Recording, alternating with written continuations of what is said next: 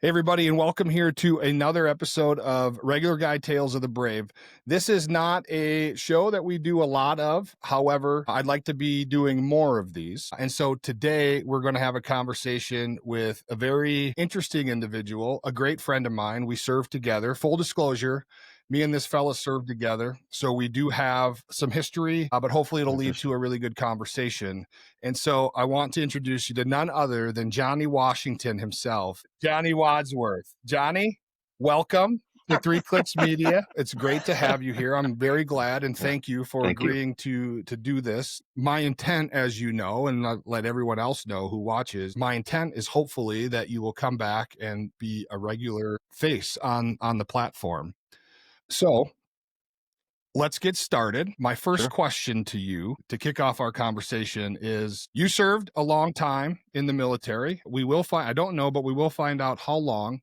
But the first thing I would like to know and like you to share with the audience is what was it that caused you or made you want to join the military? And when did you join? What year? I joined, I want to say it was June 24th, 2004, 2003. Okay. All right. I remember where I was during 9/11. I remember a teacher at my high school jumping over a wall that separated the library from all of our classrooms. And a teacher ran over to my social studies teacher's classroom TV and clicked on the TV, and we saw the first tower that got hit. And so everybody in the entire school at that point, I mean, they went around the entire school. So we were all just kind of in awe of what was going on. I was in 10th grade at the time. And then eventually, we all got released early, and I went and talked with my parents about it. And then I started to find out all about my family history. My dad got out of the military before I was born. He was a captain, and actually somebody he served with, it was actually General Petraeus, I believe. He served with him. I think it was General Petraeus. I could be wrong about that, but they were the same rank and served together. And then I started to learn about my family's history. We have history that I could find dating back before the Civil War. And then I found a book called the 250 Years of Wadsworth History in America.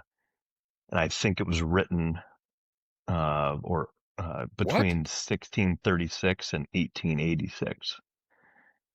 Wait, hold on a second. Hold on. Yes. You have family history serving this country in the military back to the Yes. Well, so 1636, I think, is the technical year that that the militia or National Guard was kind of started. There was a book about my family's history dating back to 1636.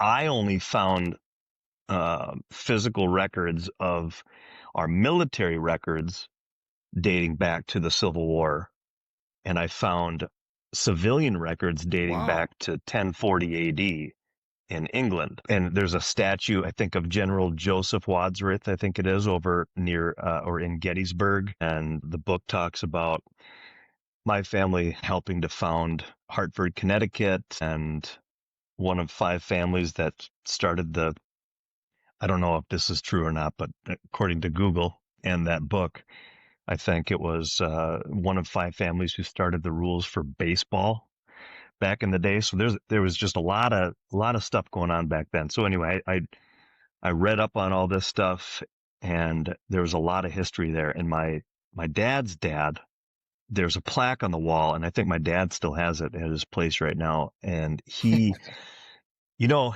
offense to officers, but officers don't, no offense, they don't typically go out. They don't go out. Okay. But my grandpa was a full bird colonel, and I was kind of reminded of, you remember the movie We Were Soldiers with Mel Gibson?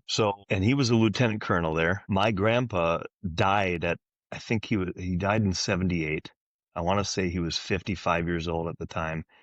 And he has a few Purple Hearts at least 3 Bronze Stars, one with Valor, and he was an officer, a Oh, full bird colonel by the time he died. And like that doesn't happen. And I mean, even back then, you could mow down 100 dudes and get in a certificate of appreciation back then. And here he is, because now they hand awards out like they're Tic Tacs. But back then, to be an officer as high ranking as he was, and to have all these Purple Hearts and Bronze Stars, and he just kept on going, was, I don't know, that was pretty inspiring to me too. And I kind of had something to prove, to be honest with you. I mean, I might have gotten a little bit bigger while I was in Iraq, but I was 135 pounds when I sure. graduated high school. So I kind of had something to Yes, you prove a were. little bit. I was just kind of a scrawny dude, and I don't think I don't think anybody thought that I had it in me. So I just had to prove that I did. And I didn't do anything special, but I but I was very excited to just say I did it. I just like I can go forward and do this, and I wanted to just carry that on, and I wanted to be proud of myself for something. And I wasn't good at sports. I wasn't good at Well, much, but it that must was have it. I instilled a guess great that sense was of what pride drove in me. you that when you found that lineage of your family, I can see how that would be motivating to a young man when, Oh yeah. especially if you grew up in a house Oh yeah. with a veteran, with somebody that served, because I'm sure that you already had an idea of what military service was about, Hmm. what it meant, and how people felt about it. But then you find that you have history and a record like your grandfather's. I mean, that's true leadership, in my opinion. So yeah, I agree. Oh yeah. Oh yeah. No, I would. Yeah, I would tell you, I wasn't trying to, I certainly wasn't trying to one up anybody in my family, but I definitely felt like, I've got history here, and I just feel like like who am I to not carry that on? I feel like, isn't it the Israeli government who every single, I I think want it's to say it was women every too. man has to serve. It was one of those countries. I think you're right. Like everybody has to serve. I think there's something to say about that, and it instilled a lot in me, and it I think it taught me a lot. It helped me out with my structure in life and discipline, and it had a massive impact on my life. And I'm 39 years old. I've been out since Yeah. 2016, and it still impacts my life today in a good way. And so I don't I don't want to encourage my kids to join, but I'm going to be there for full support. And I think that's exactly where my dad was at too. Was He's like, I'm going to get married. I'm going to have kids. I better get out because I don't want this life for my kids. But then we ended up joining anyway, and so he was there as to be a prideful father and be excited for us Right. and support us. But he was never pushing for that. He wanted to let us just figure out whatever we wanted to do.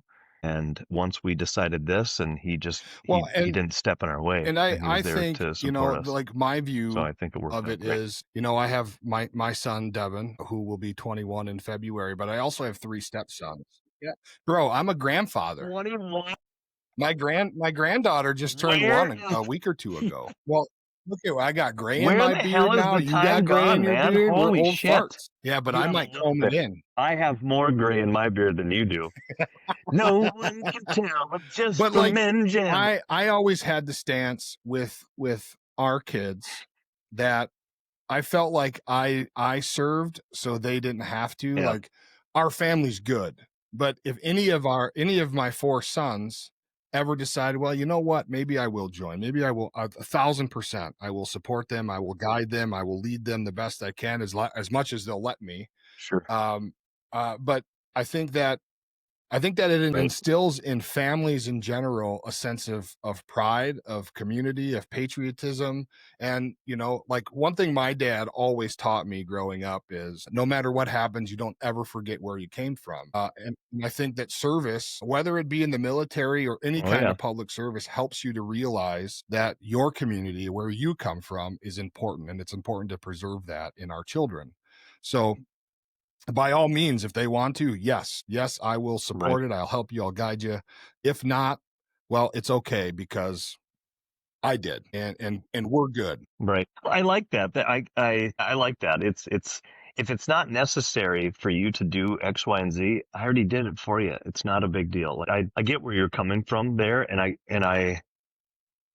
kind of want I almost want my kids to hear that too. Like, if they ever felt like we all need to do our civic duty, or our duty for this country, there's plenty of people out there doing it. You don't have to do it. I did it. This guy's doing it. You don't have to do it. This girl's doing it.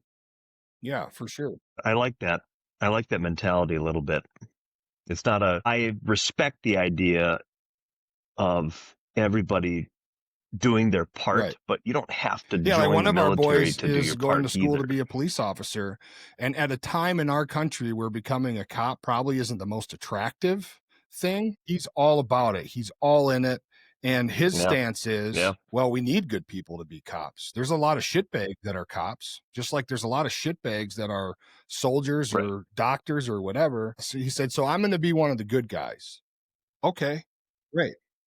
But it also makes my wife and I worried Wow. about his All safety. right. You know, people Yeah. don't really respect police and things like that. But I do think Yeah. that he'll be just fine because he's got a strong head on his shoulders. He's not going to fall for that bullshit, hopefully. So okay, so Well, I think cops these days, I mean, they mhm, get a bad rap. I've got plenty of things to say, good, bad, or indifferent for cops these days. You just need to do your job, the bare minimum, and you got my support. The problem these days is that a lot of these cops, if they're going to make a mistake, they're not doing the bare minimum. Just do the bare minimum, and then you got my full support. And yeah, and I think the majority of America has your back. yep. You just got to do your And no job. one Just hates a know what you're bad doing cop and do more your than a job, good one, and then you're good. right? Because they give all the good ones a bad name. So Yeah, right. Yes. yeah, you're 1,000% correct. Yes. 100, Okay, so 100%. Yes. 03 ish, you join. Let's talk about your time in the military.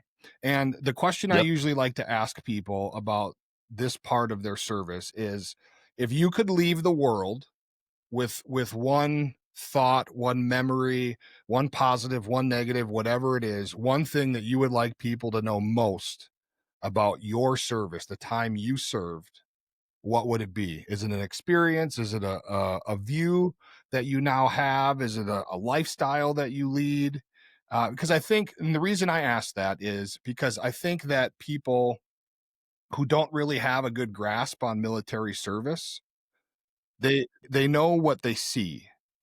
And so Yeah. part of the advantage, in my opinion, in doing things like you and I are doing right now is to help bridge that gap between our culture, the veteran, the warrior culture, and civilian culture, because there's a disconnect, and I think that it brings flack between the two cultures. Not that it's negative all the time, but I think it's a lot harder for civilian people to understand. So if you could leave the Sure. world with one thing about your service, what would that be? I, you know, I'm really glad that you had like a 30-second monologue there because it changed,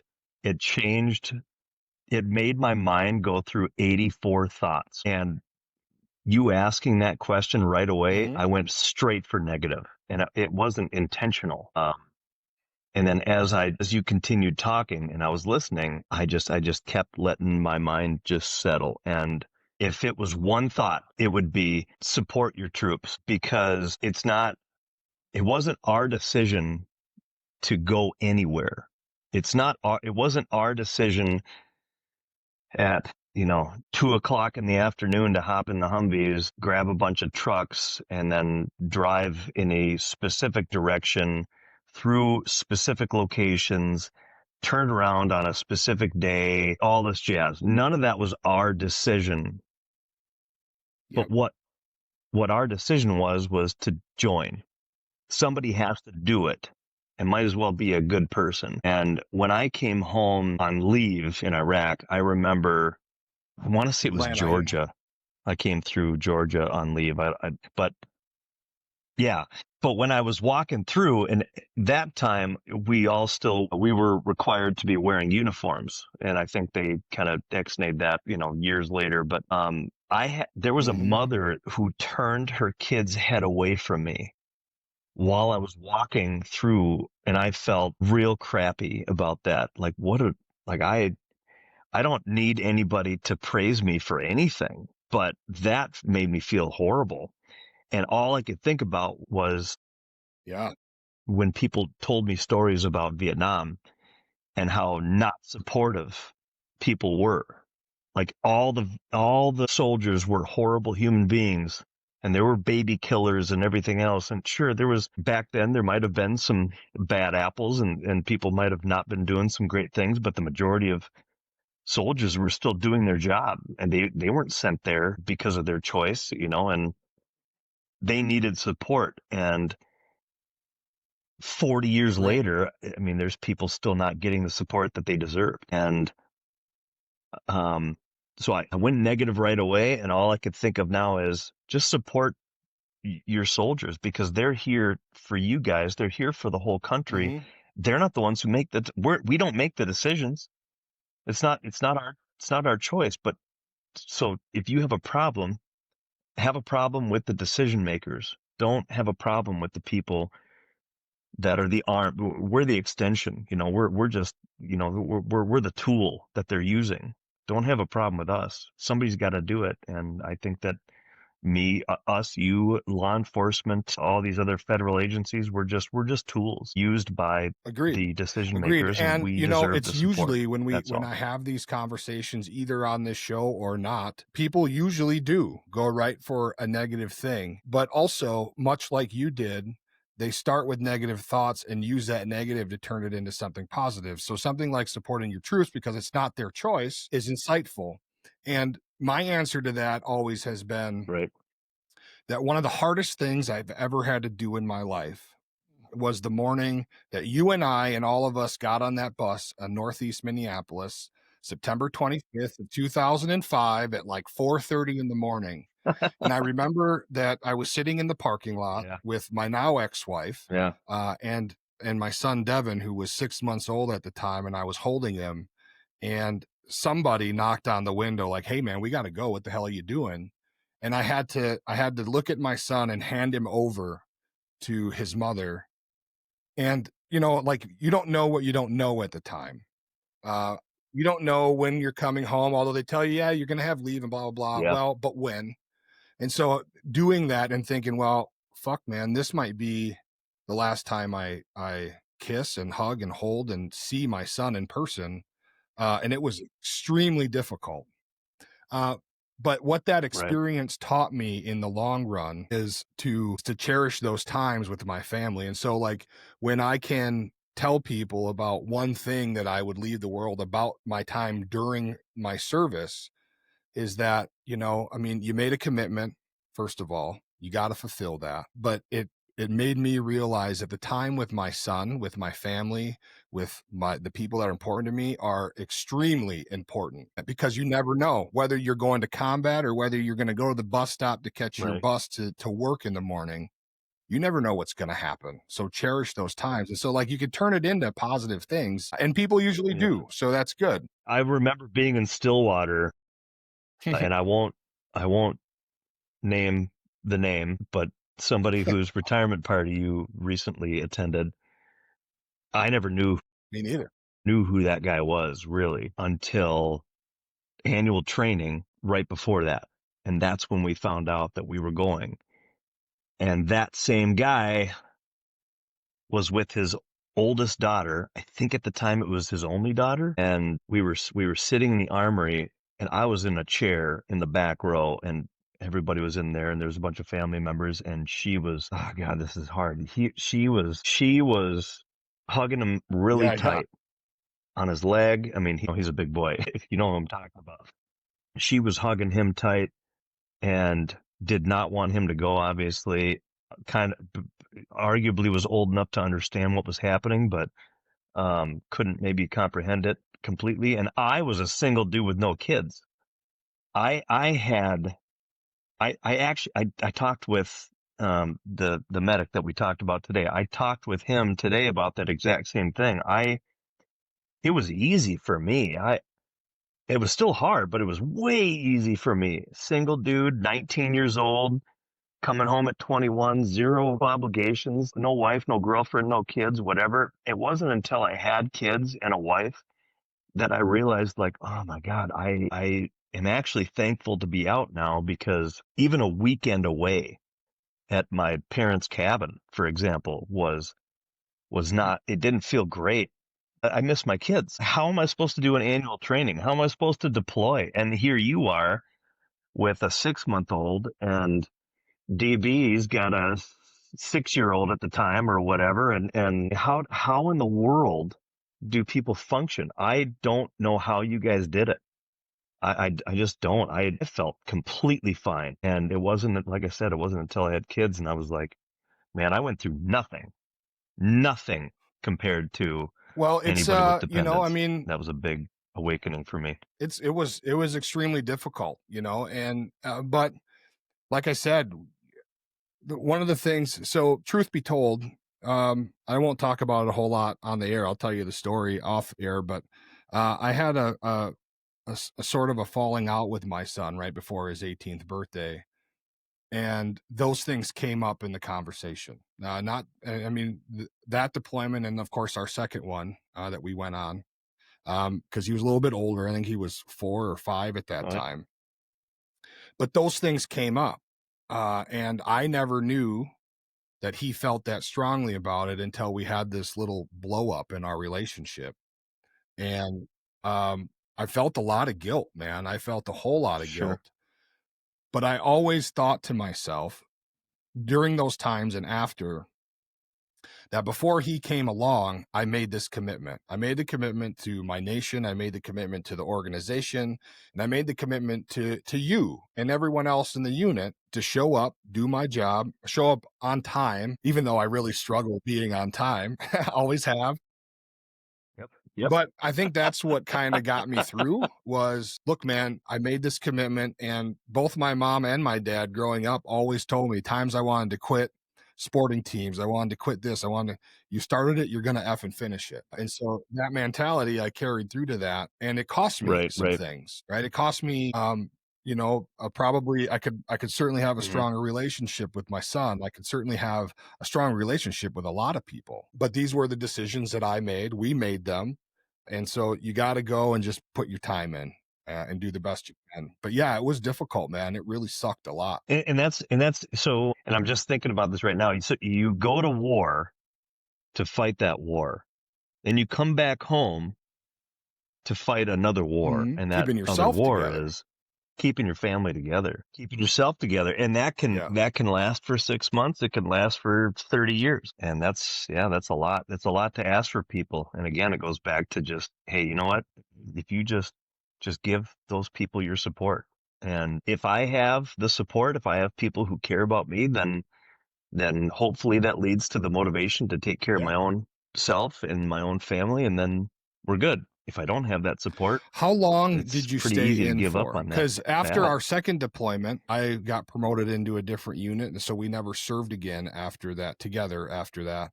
How long did you stay in? I got out in 21. When did you leave? Okay. All December right. So 7th, you stayed in what, 2016. 4 years after our second deployment? Was we got back in 12, I think Uh, it was. yep. Yeah, May or so of 2012, something like that. I was medically retired. I was, against my wishes, I was put before a medical evaluation board.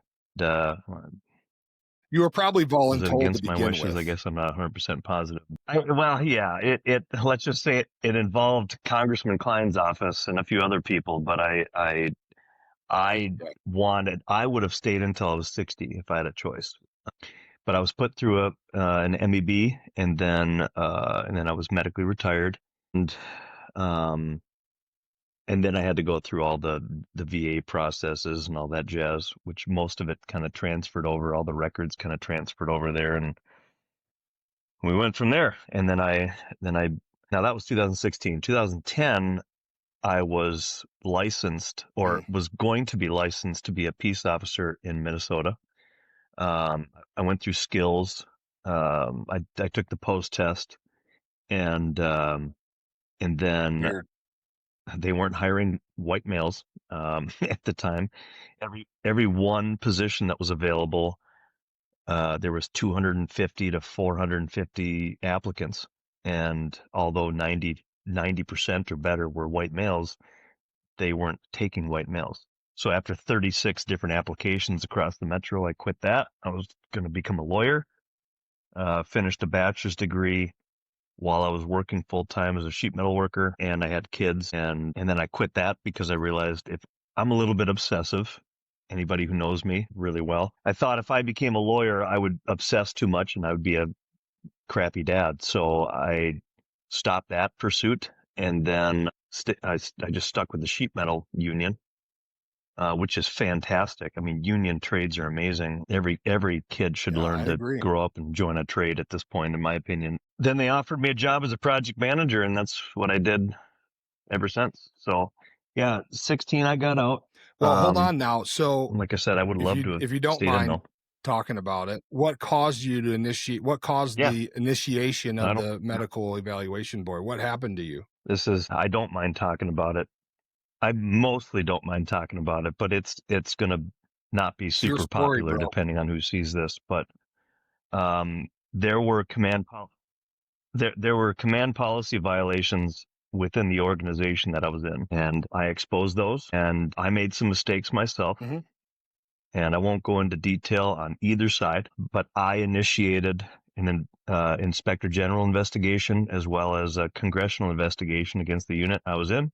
At the same time, I made mistakes that exposed myself a little bit more. And in the end, we both kind of lost. It worked out. It worked out for the benefit of the organization and myself in the end. I think it was time for me to be done, even though I wanted to stand, but I think it was probably a good idea that I was gone. And that organization had changes made because of it. The congressman, I'm not happy about this part. The congressional investigation went nowhere. They literally picked up the phone and said, "Hey, are you guys doing this?" And they were like, "No." So Congressman Klein's office said, "Hey, we called them. They said they didn't do that." And that was it. And that was really disappointing. Like, that was your investigation. Like, I went through all these regulations and I highlighted all the stuff. I provided all this evidence and pushed it all their way, and they did nothing with it. But the inspector general's investigation, they had plenty of results. There were plenty of results that were good out of that, and there were some changes made out of that.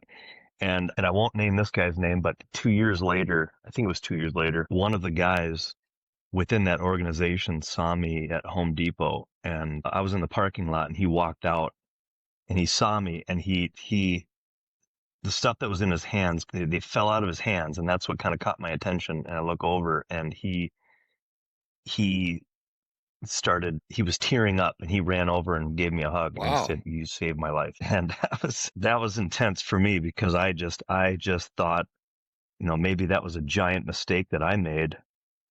I thought I was doing the right thing, but I didn't know what impact it made on anybody's life. And there are plenty of people who are still in that organization who I would say are great people, and they probably deserve to be there. They deserve to be at the rank and authority and position that they're at. They're great people, and I hope that they're doing good things, but changes needed to be made. Changes were made, and some people were impacted wonderfully, and other people maybe not so much. But that one thing by itself even made me feel like I did the right thing there, because it's tough. It's tough feeling like you're turning on your own people, but I couldn't handle that life the way that they were handling it. I didn't understand how they were dealing with family and their kids, steroids, alcohol, drugs. Well, maybe not drugs, but alcohol for sure, steroids for Yeah. sure, resenting kids, divorce rate. I mean, everything was horrible within that organization. And so I hope to this day that everybody's doing good. And like I kind of said, maybe people that would watch this would scoff a little bit at that and think that it wasn't that bad, but it was for me. And it was for plenty of other people. And But those are the things, bro, but I think it was good in the end. That we're taught in the Army in particular. That's the branch we served in. Those are the things we are taught, right? Lead by example, have some integrity. If something's not right, make it right, or do at least what you can to try to make it right. And of course, you're going to the people that are not doing the right thing, or may have to suffer the wrath of the consequences of whatever it is. Well, okay, that sucks.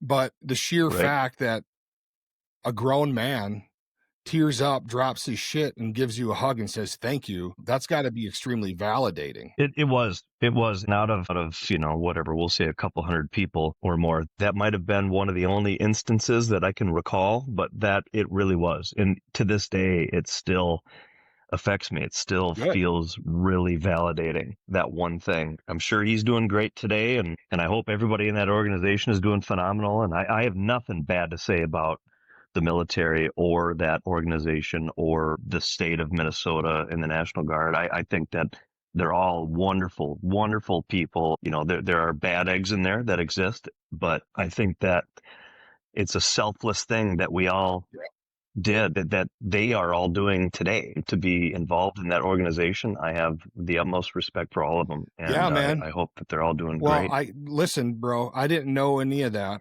So I'm thankful that you shared that, but congratulations, right? And thank you for sticking your nuts on the table, and because it could have turned out really bad for you. Well, yeah, and it kind of did. It was good and bad. There was good and bad from it, but I walked away from it, and all I see now is good. That's all I see now. So it was sitting here today. It was worth it.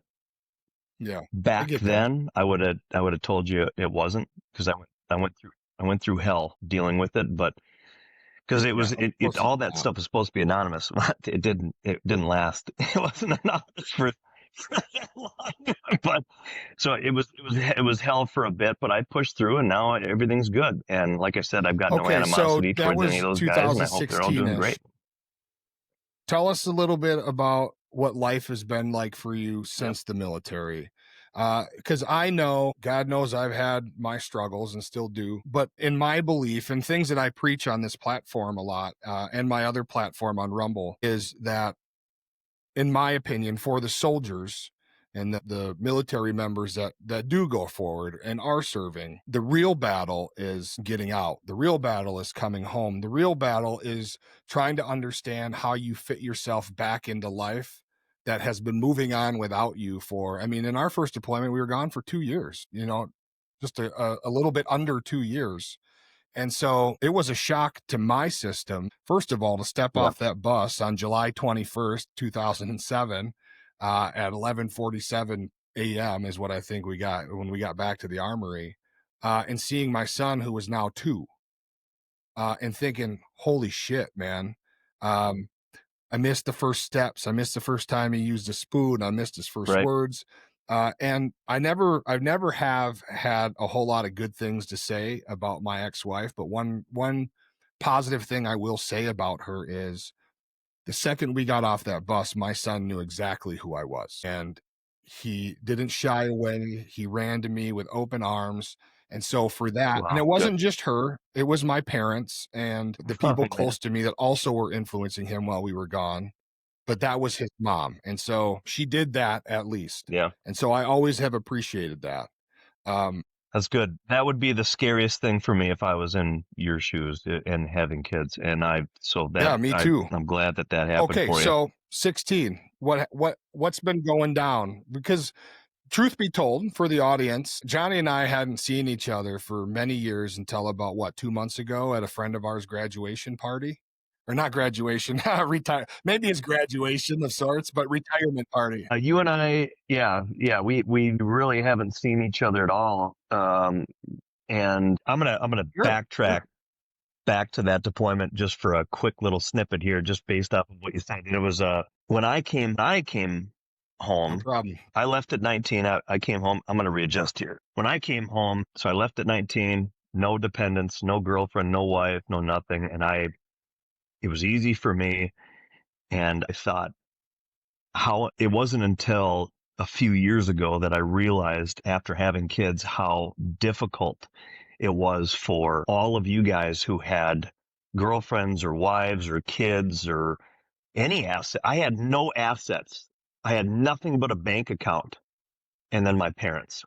I had nothing else. That was easy. That was what a cake job I had, in my opinion. And when I came home, the most devastating thing was now I'm 21 and people made plenty of jokes about that dude's going to die a virgin Yes, or, we did.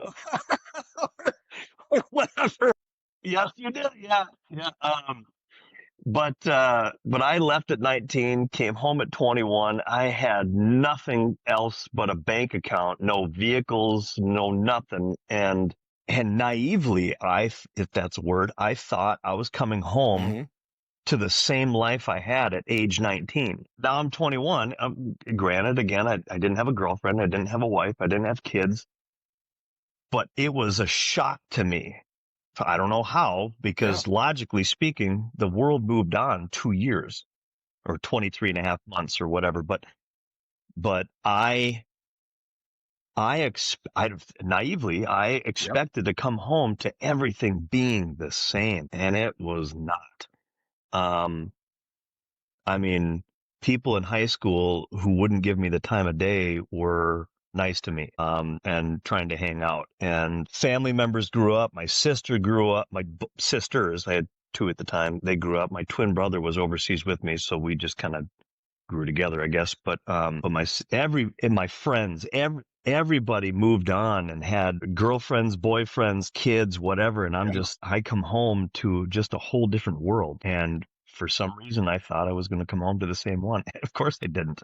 So that was a How shock. did you handle that though? Like, I was very how quiet did when I you came home. adapt and overcome that feeling of shock and that feeling of holy shit, I better think of something to get my shit together because I got to catch up. I made a video. I think it was like Mm-hmm. 13 minutes long. I made a video while I was actually overseas, and not with the intention of coming home thinking that I was going to be screwed with all of these thoughts in my head. I just made it so that I was kind of thinking, I want to get home. I want to show this video to people. If they have any questions for me, I don't have to talk. I mean, that was kind of my deal. And it was 3 songs, and the first song was kind of all of us. Of course, it was kind of centered on me because it was for my family and friends, but it had plenty of our other fellow soldiers in it. And the first song was basically like, it's kind of a scary new thing. And what are we doing? What are we getting into? And we're at training and just getting into country. And then the second song was us having fun and a grand old time Yeah. Yeah. and having an almost home party. You remember that one with the big banner? Like, cause we got extended twice. So one of the Yep. extensions, we were supposed to be home by this date or whatever. So we threw a party, and it was a bunch of us drinking. I mean, I didn't have any cause it was still beer, but fake beer and all this other stuff and cooking on the grill and smiling together. And then the third song was a bunch of action, a bunch of videos of us getting hit and stuff. And that was kind of shared with a bunch of other soldiers to me, some of their videos, some of my videos and other convoys and whatever. And that was my video. So I was able to come home and just be silent. And if somebody had a question, here, you can watch this and then just leave me alone. That's kind of how I dealt with it. Cause when we came home, I don't know how you felt, but when I came home, we were all kind of 10 foot tall and bulletproof. And it took until a mandatory evaluation. The military made me go see counselors in 2015, and I'm glad they did because I spent probably a year and a half, 2 years or so in counseling in 2015, 16. That finally, I think, made me become a human being again. I was just kind of band-aided together. Nobody would know that. I mean, any of you Mhm. guys who would have, I was comfortable around all of you guys. So when we came home all the way until that point, if you would have seen me, you probably wouldn't have noticed anything. Like we were all buddy buddy, but around any other civilian or at work or at school or anything else, I just didn't feel natural until after that. So that video helped me it helped me only because it kind of shooed people away from asking me questions, and I just didn't feel like talking about shit. And then I just carried on with my life and slowly kind of reintegrated. And then I did counseling January of 15 until whatever, 16, early 17. And I finally let that counselor in. It took about 10 months. And then I wrote every single Really? You mission we did? were on. I wrote down in a journal and I never looked at it until 2015. Yes, I did. Every single mission. I think there's 150. It's somewhere around 150 missions. And I'm saying one way is one mission. And I think back was a second mission. So I think that's how I wrote it down in these journals or this journal. And I still have it. I never looked at it. But eventually I told that counselor about this. Yep. And so she did something called EMDR, which a lot of people don't think works for them, but it worked for me. And so she very gently pressured me to bring it in, and I haven't opened it up since. But I opened it up and I read one of the missions, and then we sat with some buzzers in my hands, and then she just kind of made me chill in the seat or the couch or whatever I was in, and then we just discussed things, and the memories that came back, or the feelings, even like Yeah. it felt like I was right. I don't remember what happened yesterday, but I remember very vividly everything that was going on just because of what this woman counselor was doing to me. It worked great for me. It worked a lot of things out. I became more of an open book after that, and I Did felt you so much more did you comfortable. write like a narrative, And then or like it was a journal entry, or did you just write the dates and times where you were going, where we were going, or did you like actually write about each mission? it was a full story. Yeah. Yep. So the only missions I didn't really do a full story on were just like, this is a dime a dozen. We went from Yeah. point A to point B. Here's the deal, blah, blah, blah. It was done. It was very quick. But anything that actually happened that was noteworthy, it was a Do you narrative. have the It Were was like a you in full the story. convoy behind us the night I And got my Purple there was Heart with Hayden and Weckman? I don't know. I'm not sure. Uh, I'm not sure, but there were there were a lot of engagements, but one of them, most notably, I didn't think it was you guys. I thought it was a completely different entity that wasn't even in our brigade. I'm not positive, but they left. This was the worst one. They left, and we heard it over the radio that they were getting hit, and so we were able to get out before Right. sheriff was able to turn the routes black, because then they would have locked the gates and not let us out. That was the worst one. And I've got some pictures of that one too, but I think, is it Ortman? The blonde? Well, yeah, yeah. Yeah, Ortman, Crosby, can't remember the other guy.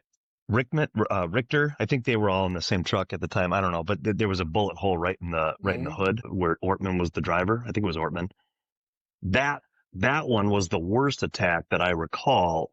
And I was in the we were in the rear gun truck at the time. I was in the scout all the time, but that time I was in the rear gun truck. So I'm not sure if that was your So, organization or I mean, sorry, your convoy. well, Yeah, I'm not if you positive if that was ever yours or not, open that again, but I remember that. try to remember February 16th of 2007, because that was the night that we got hit, and it was south of Scandia at checkpoint 3 Bravo.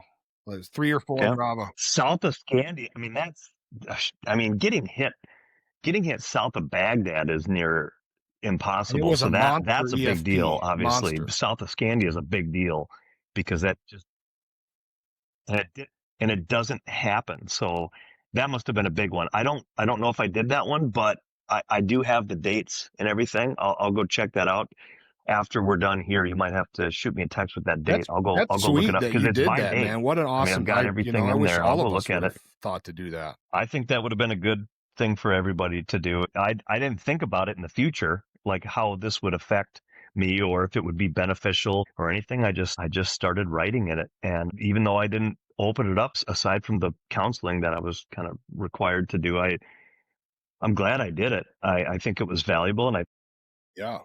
I wonder if other people did it. I hope. other people did. Yeah, I We mean, but certainly like have plenty of that video would be and sweet picture if a bunch record, of people you did know? it, if they all agreed to get together and like put a little book together or something. That'd be sweet to have. I mean, I don't think that a lot of people who serve together, I mean, because you hear stories all the time. Well, yeah, I served with so and so. We get together once a year or once a quarter for beers and burgers and blah blah blah. But I don't know that there's a whole lot of folks that have like collective memories that they can put together Right. and then share across the unit. I think that would be impactful. Right. Well, when you're talking about 20 years old by now too, I mean, that's even just sitting down and telling stories, we can do that over a beer and have Yeah. fun and whatever. But how accurate I are can't tell you what I had on memories my at that Subway point? sandwich for lunch today. I don't remember. Dang, I don't know what happened yesterday, you know. But no, it was beneficial. I do hope that there were more out there. Do you remember that book that was made, Yes. Bristol's Bastards? That was over in I don't know. I never read. I bought it. I actually have it. It's sitting in the next room here. I never read it. My twin brother was actually a part of that organization under Colonel Bristol, and I never read it. I heard some stories about it, like some people kind of naysaying some stuff, or they, you know, it's hard to hear another soldier sometimes tell stories. Like I've walked into a bar. Actually, I Uh-oh. was in a bar with you many years ago, many years ago. And we Oh, went, it was yes. actually during our 90 Yeah. day reintegration. And so there were a couple of high school friends. They weren't friends of mine at the time in high school, but they recognized me and we talked. And while we were in that bar, there was somebody sitting at the bar and I overheard this person talking to somebody else and they were just going off on stories. And all I can think is, Yeah. pardon my language, shut the fuck up. I don't want to hear this. Like, I don't want to hear, I don't believe a word this dude was saying. And I actually kind of scolded him a little bit. This is not, have your drink and enjoy your time. You don't need to be sharing whatever details these are. I don't care if it's true or not. But in my head, all I thought was, Well, because it's you're a kind of like liar. You're a those fucking are liar. our memories and our And stories. it's And so at it's the because, time, um, it probably wasn't on the front of anyone's mind to share them. However, now fast forward to present day, I think that the power of our stories collectively or individually are extremely powerful and they're extremely impactful, which to add a note here is I agree. why I chose to start this platform and do things like you and I are doing now. Because, and let me just explain it for a second, because people will flock to people like Sean Ryan and all these. Sean Ryan's probably the best example. And I'm not here to bag that dude. I think he does an amazing job and I think he shares extremely impactful stories that we all should hear. But you know, that was his community. He was an operator, he Mm-hmm. was a CIA guy. And so those are the people that are in his circle and that's what he knows. But my view on it is that there are a lot of us regular guys, right? You and me and DB and all these people, and we all have some pretty amazing Yeah. stories. And so I believe that we Right. should share the regular guy stories because the people around us, if they're true, If they're right, yes. if they're true, that But was, like, you yes. know, like Yeah. nobody I ever agree would with you. have known unless you told them in a personal setting that your family has lineage back to the Civil War and your grandfather did this amazing thing. Who the hell would have known that if you don't tell that story? And those are the things that Yeah. I believe the good side of Yes. this Yep. country are built on.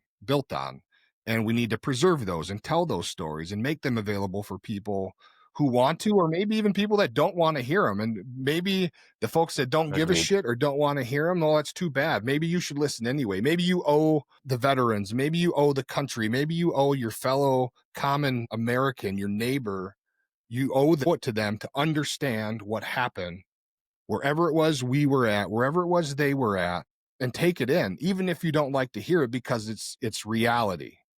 And that's what it costs. So Right. it's amazing shit. Yes. Yep. I agree with you. I agree with you. I just the only exhausting part for me was just deciding in my own brain. I had not deciding. I had a conflict in my own brain. Is like oh my God, am I hearing this guy talk about this? Like, who would talk about that with complete strangers in this setting with a bunch of random people?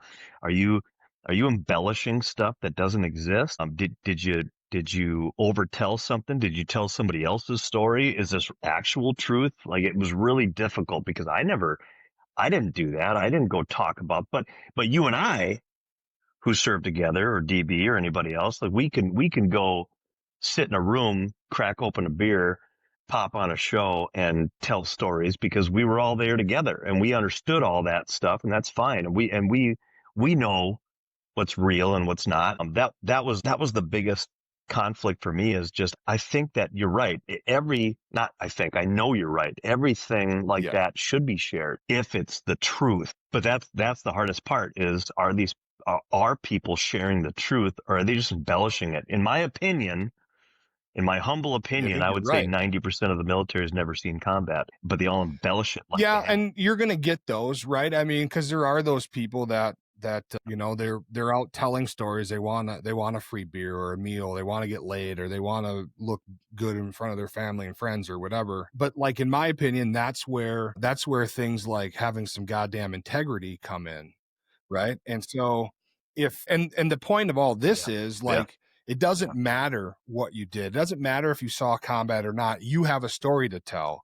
And I wish that people would connect with their story, because their story is I like impactful that. some way, somehow, to Yes. somebody. Right.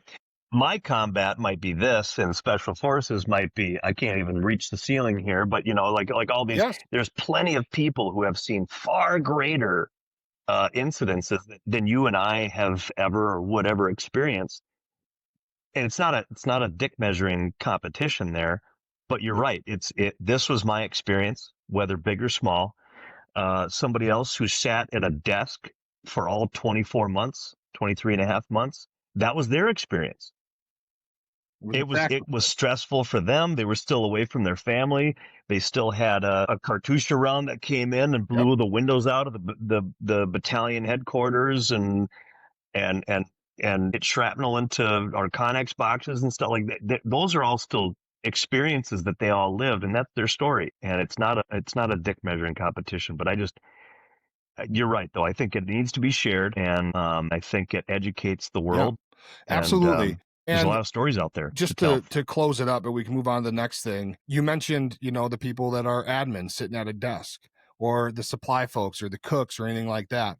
What people don't understand is, and I try to explain it Yeah, on these shows whenever it comes up, is like, for guys like you and I, combat soldiers, I would say, people don't understand what it takes for us to be able to get in that Humvee, put in our ammo, put on our body armor, fuel, all that stuff. Like, the mechanics got to be on their shit, the supply people, yeah. yep, all of it. And so Couldn't it's have done any of it stressful for without them. them, the admin people, if they know that Not possible. Johnny Washington and Leonard are having pay issues. Well, we're going to be worried about that. So hopefully it was stressful for Yep, them to get us to where we needed to be so we can focus on our job. And so, like, everybody has different stress levels and different breaking points. But the absolutely. point is that everybody had to do their job as a cog in the wheel for the whole mission to work. Yeah. Yep. All 4,000 of us went over there to become a cohesive unit, and then we were a fully functioning Yeah. And of course, organization throughout we the had our entire share country of of window Iraq. lickers and dipshits, but I mean, it's true. We did. And I could say Yep. I was a dipshit a few times. Yep. We did. There was somebody who ate a bunch of pubes Yeah. out of a I'd like to out of get a that drain guy. in a group shower back in Camp Shelby. But he was a Yeah, cog in the he ate wheel. boogers, he ate pubes He out of was the a cog in the drain. wheel. He did take a shower finally, and it was with toothpaste, if I remember correctly, because he was Yeah, ordered to take a I'd love to shower. get him on this show. Oh my I'd love God. to hear about what his life has been like since, because it's been a long time. Is oh my, yeah, I would pay for Okay, that, I think. so anything else that you want to share about your time after the military? Like, I know that you've been married, you've been divorced, you got children, you got jobs, you got all these other things. I guess I could ask you the same question as I did about your service. If you could leave the world with one thought or one memory or one impactful thing that you could share to help people understand what it was like to come home or to get out, whether it's significant or not? Is there something? I mean, because the point of this is to try to get people to understand where we're coming from. Yeah, family's everything. Family first, work always, or whatever the saying might be, but family first. I got married to my best friend. Yes, we got divorced. We have 2 kids together. Biologically, she's not mine, but she's my daughter. I have a 15, her dad since she was 18 months old, and she's still to this day is That's my your daughter. daughter. I did just talk to her today even, and it's my daughter, and I'm Sure. really good friends with my ex. We get along great. She's still a good friend of mine. We co-parent really well, and that might have been a battle for quite a while, but our kids deserve that. So our job is to push through this world and do everything we can to create the next generation moving up underneath us to become better human beings than we were. And I hope I've shown nothing to my kids other than how to treat people as you move forward through life. And I hope that all they think like their mother, for example, there could be plenty of resentment between her towards me or me towards her, for example, but my boys only know, Mm-hmm. hey, this is how my dad treated my mom, even though they were divorced. I'm going to treat every woman this way or better moving forward. And I know my daughter was grateful for that too. Like she was very thankful that we get along really well. And so yeah, I guess that's it. Family's everything. And we need to leave this world. We need to leave the people in this world thinking that they need to treat everybody else better than they were treated. So if they're getting treated pretty damn good, in my opinion, then they're just going to continue progressing. And then we're Yeah, well, left with a pretty hopefully good everyone else group of has people, the same mentality and feels the same way. It's hard.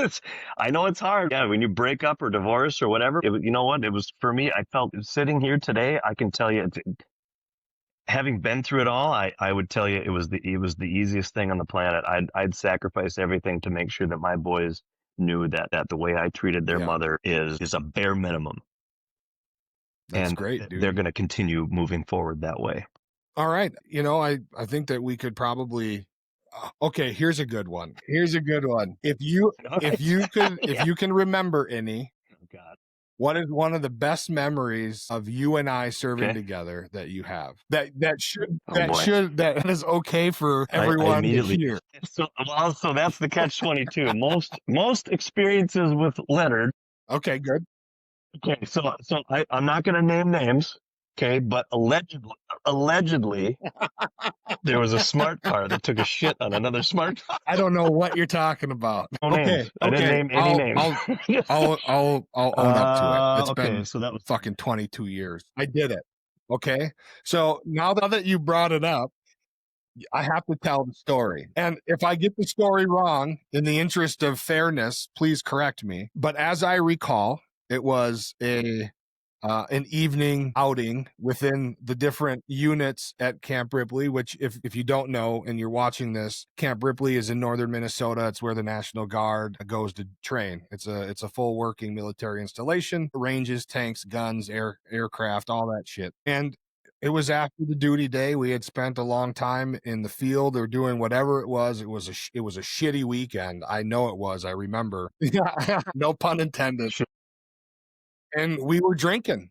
We were drinking and we were wandering from building to building to other units to say hello, to have fellowship. And I think that we were wandering off because at the time we were all pretty effing broke. And so if we wandered around and said hello and found people we liked, they might have an extra beer. And then it started to rain, and a really good friend of ours by the name of Jerry had prompted me by saying, "Hey, look at that dumbass smart car. That guy's running for state senate. He's a piece of shit. Doesn't know what he's talking about, and he's a brand new lieutenant." And I think that Jerry at the time had a run-in with him some way, somehow that wasn't positive. And any of you that know Jerry know that most interactions with people yeah. of the officer ranks, he did not have pleasant interactions with. And he's like, well, maybe somebody should just shit on his car just to teach him a lesson. And I looked at another buddy of ours, Evan, and said, "Hey, bro, run in the barracks and grab a roll of TP." And I'm not proud of it. I'm also not ashamed of it, but I did. I ice cream cone tipped the shit out of the hood of that smart car, and and then we went to bed. And so in the morning, we were all extremely hungover. Well, together for some, I suppose. We were all extremely hungover in the morning, waiting for the bus to go home from the weekend. And I remember laying across my duffel bag in the lawn underneath the tree, just thinking to myself, "This is so stupid. I'm never drinking like that again." And this XO, this lieutenant, and another guy walk up right to me and say, "Where is your first sergeant?" And at the time, our first sergeant was not there. I think he was doing the other training stuff. But we had our what was Sergeant Ostrom? What was his role? He was the education NCO or something. Okay, so our readiness NCO. No, he was the readiness. The readiness and the battalion. What do you call that? The fire NCO, the arms. Yeah, it was some insignificant something. position as it relates to this story, but he was in charge. And so I said, "Well, our first sergeant's gone, but that guy over there is in charge." So they went and talked to him, and they went around the corner, and being the nosy soldier I was, poking my nose and ears into places they shouldn't have always been, I eavesdropped on the conversation, and they said, "Well, yeah, the dude over there, blah blah blah. We watched him take a dump on the XO's car. This is the XO. He's super pissed about it, blah blah blah." And if I ever see Sergeant Ostrom again, I am going to shake his hand and thank him, because I know without a shadow of a doubt that he knew I was guilty. He had your back. He had your back, though. He's in North Dakota right now. He did have my back. Still. And I owe him a thank you, because the response he gave them was, "Hold on a minute, fellas. You're talking about him over there?" "Yep, Leonard. His name is Leonard." He goes, "Okay." He goes, "Yeah, I know Leonard." He goes, "So you're telling me you drive a smart car?" "Yes, I do." "So you watched a smart car shit on your smart car and you didn't say nothing? Get the hell out of my AO. I don't want to hear about it."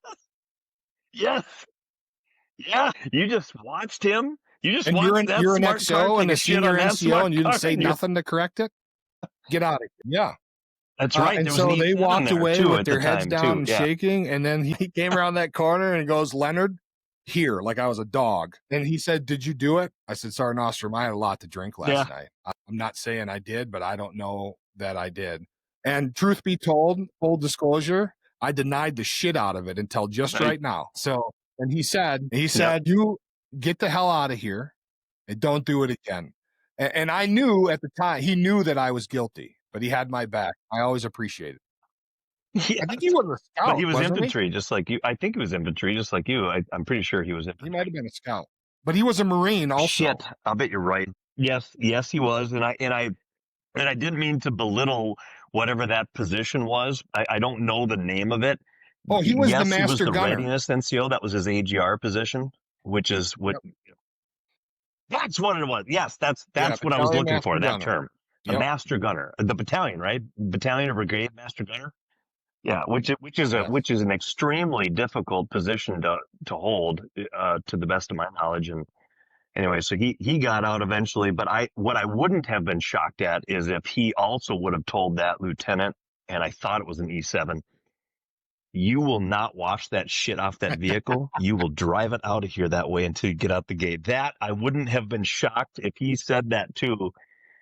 Yeah, he was good shit. He and I rode together for a couple of years. And you know what? The caveat to that story is we were all shocked when we went back to Camp Ripley like 2 months later, and the TP was still there. It had not disintegrated. It had not eroded away. It had not done anything. It was crazy. But you know what, man? That was, I look back on that and I think, well, I was just a young punk, but we did what we did, and I don't know why I denied it up until, I guess I was embarrassed, but yeah. I did it. But back then, what could they have done to you at that point? I mean, no, you weren't. I was not like you were bag. A senior enlisted soldier at the time, right? So I would, it came out now. It came out It came Ice out cream just as cone tip, clean baby. as the shit on top of that car. I'm glad that we aired this ice cream cone tip out. It was perfect. Isn't that a smart Yeah, car man. taking a shit on that smart car? Yeah, there's some stories there, man. We had a Yep. good time. I think more good than bad, in my opinion. At the time, I think I was a staff sergeant. I think at the time too. So I was No. not. Yeah, it was. I think that was after Kuwait, wasn't it? Yeah, it had to have been. Yes, because Ostrom, because I was. They hired me as an administrative assistant to help out on ADOS for a little bit, and I was a staff sergeant by then. So I was a staff sergeant, and I was Well, I'll tell you one trying thing, to man. I not think that get I in trouble did, if I either. had to give myself any accolades about that point of my military service, I was a pretty damn good leader of the Sham Shield Brigade. 100%. I think that you were a veteran of the highest caliber. You kind of ran the show. You were the grandpappy of the Sham Shields. Yeah. I think at the time. Were you a specialist then? No, You might I have was a still been a specialist then because E2 it or wasn't 3 at the long time. I don't after that remember that I what got happened at promoted that into point. one of the 194 and went to Bradley Gunnery. Oh, sergeant. Yeah. Got it. Yes. Yes. Yeah, that was. Yep. You're right. That was 2012 or 13 at Yeah, that man. point. I think that boy, we could probably sit and we gotta do more shows and we'll tell more stories. But there's so many things, and there's probably more stories that I forgot. I'm all about it. The one story that I really like, and I'm sure that you were there, was when we had the when we had the AT barbecue party. You know, we would do the party at the end of AT. Wait, Yes. are you going to say that there was a bottle that had duct tape around it? I knew it. I knew it. There Oh, may or may not have been a first sergeant with his wife there, and that first sergeant may or may not have been schwasty I don't pants recall because of his wife you. being there. It's possible. Yes, 100%. Well, I'm 100% because you asked me to take a swig of that fucker, and I pretended to, but a Oh little yeah. bit got in, and that by itself made me want to Well, I fucking will throw say up. this in my own defense, Johnny. Yeah, it was By the bad. time I got to the first sergeant, he was already passed out. So whoever got to Yeah, him before me did the trick. But it was my somebody else got intent. to him first. It was my intent, Yep, bro, and his to last name started with an S. ensure that we all worked very hard that AT. It was my intent Yep. as a leader of the Sham Shield crew to ensure that everyone was able to kick back, let their hair down a little. If you threw up, it's okay. We got bottles of water. That was like there should have been 14 ambulances on standby. I remember standing outside. I remember I had a little too much to drink again. I mean, to be honest, like that was the time in my life where I was pretty heavy into drinking. I was going through a lot of different shit with my divorce and this and that and the other thing.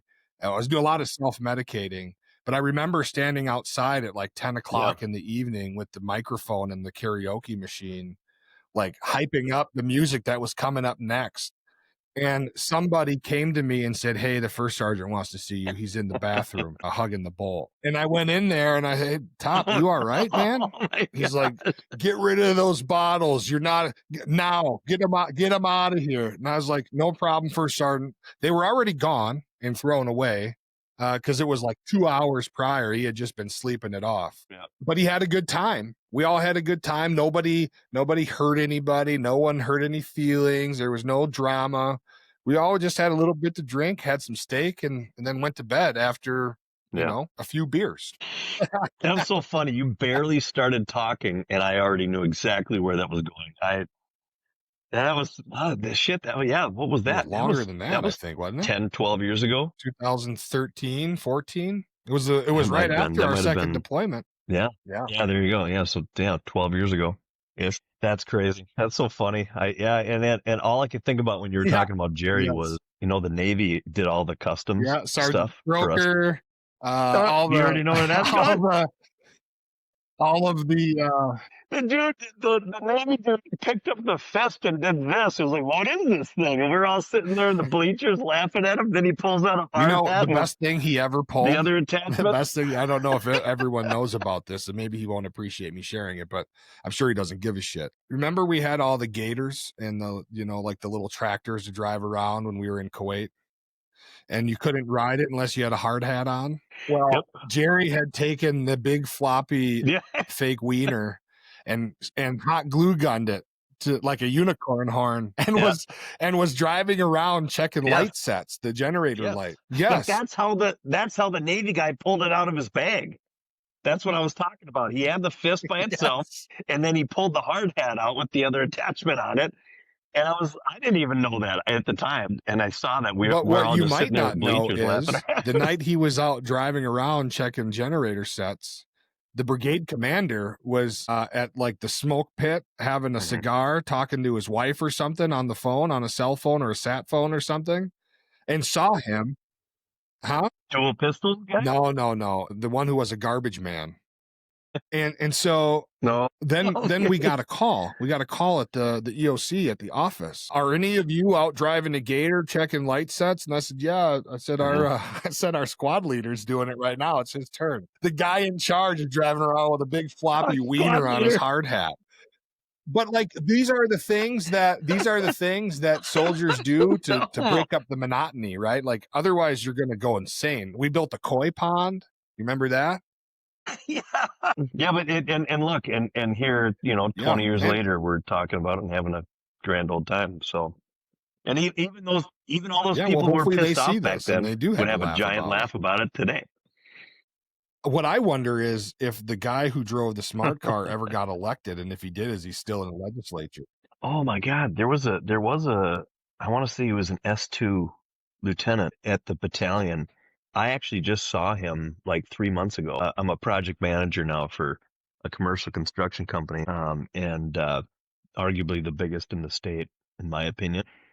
But I went out to a site to go look at something, and he was there to greet me. And I was like, I know you from somewhere. And I just couldn't place it. And then he saw my military notebook and told me who he was. And like, I knew it. And I don't remember his name, and I wouldn't say it now anyway, but he still carry the exactly green notebook? the same. I remember him exactly how he was.